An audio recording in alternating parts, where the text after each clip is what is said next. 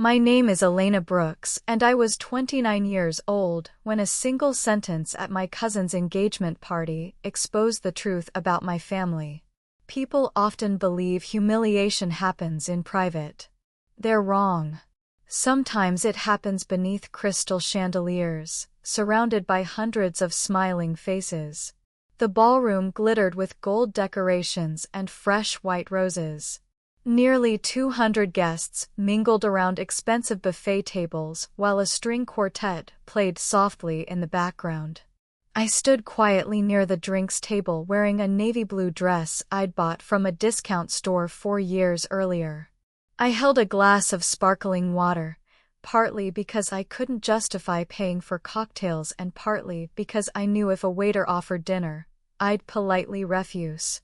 I had bills waiting at home. I hadn't wanted to attend the party.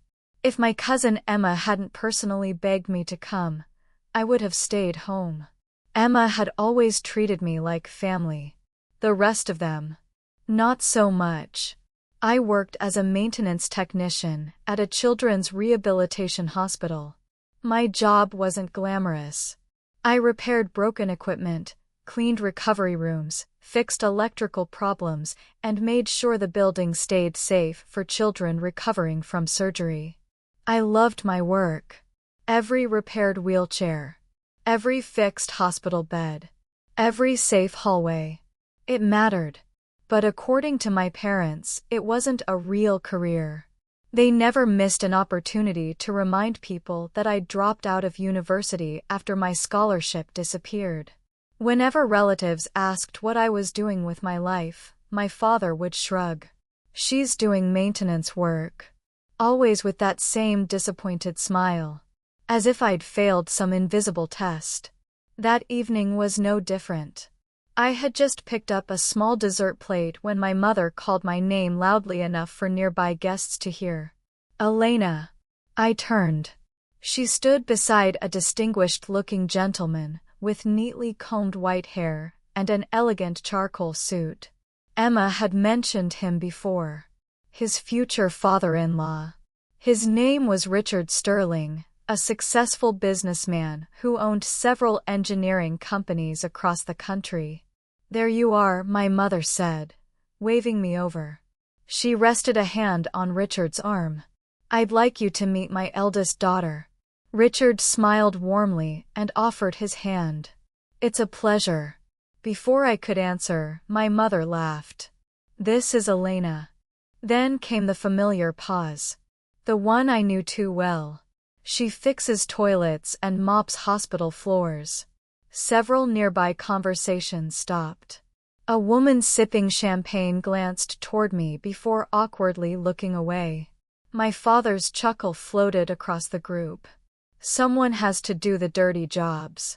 A few people smiled politely. Others looked uncomfortable.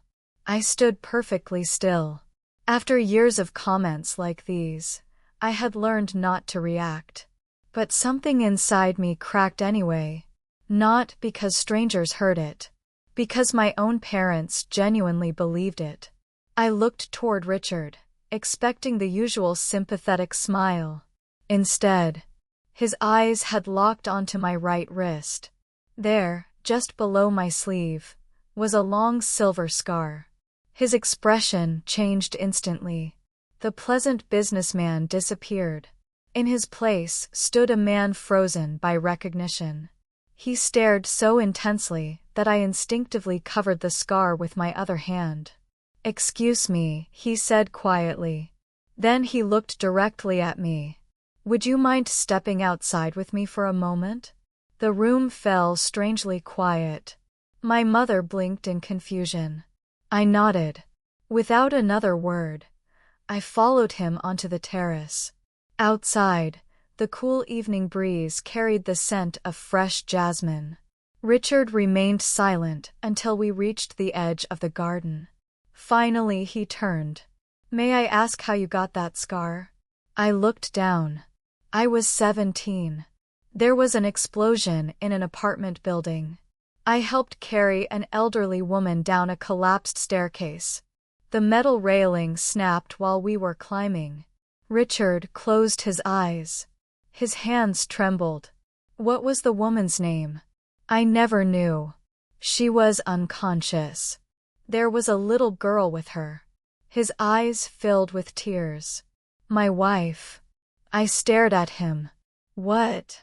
My wife survived because someone carried her out before firefighters reached the third floor. He swallowed hard. Our daughter was 6 years old.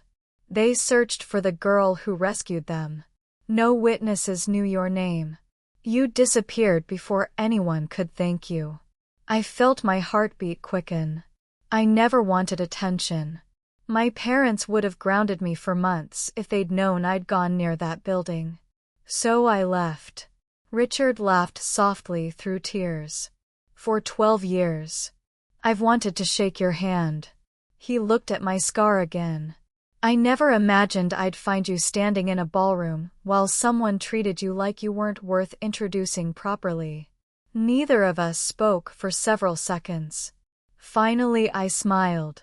They're my parents. I've gotten used to it. He shook his head. No. No one should get used to being underestimated. Richard reached into his jacket and handed me a business card. I own several engineering firms. We're launching a national facilities safety division. I need someone who understands buildings from the ground up. I don't hire people because of university degrees. I hire people because of character. I stared at him. I've never managed anything that big. You managed to carry my unconscious wife through a collapsing building. I think you can manage people. For the first time that evening, I laughed. When we returned to the ballroom, conversation slowly resumed. My mother immediately approached us. Everything all right? Richard smiled politely. Then he gently raised my scarred wrist so everyone nearby could see it. Ladies and gentlemen. His voice naturally drew attention. 12 years ago, this remarkable young woman saved my wife's life during an apartment explosion. The ballroom fell silent. She risked everything for complete strangers. We spent over a decade trying to discover who she was. Tonight I finally found her. He looked around the room. I've built successful companies. I've met politicians, executives, and celebrities.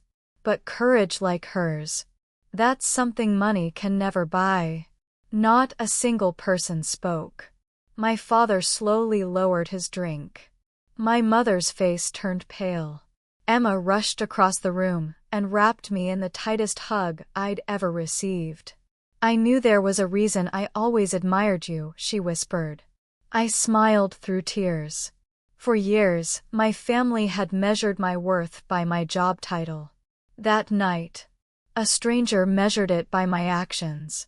And somehow, his opinion carried more truth than theirs ever had. I didn't become valuable because a wealthy businessman praised me. I had always been valuable. The only thing that changed was that, for the first time in my life, everyone else was finally forced to see it too.